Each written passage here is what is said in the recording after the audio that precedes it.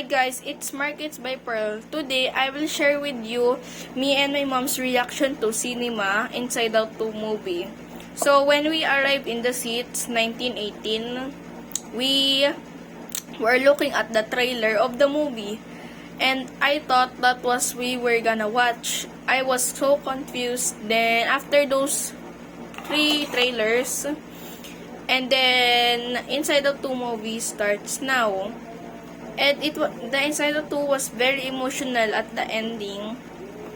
And because like they hug each other, all of the emotions hug of the string memory.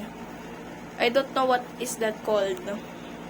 And when they hug, Joy invites Anxiety to in the group hug.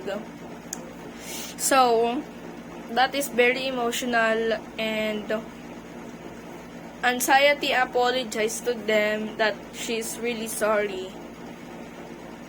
And my mom cried because that was very emotional. I said emotional many times. And why is Anxiety is like an enemy to them? Because Anxiety was trying to protect Riley and trying to make her cool instead of the basic old emotions. And they are the new emotions. That's how, because Anxiety.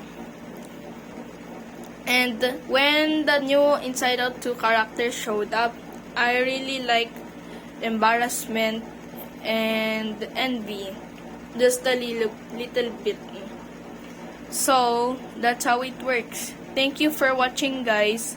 I hope you like and subscribe to my reaction and my mom. Goodbye.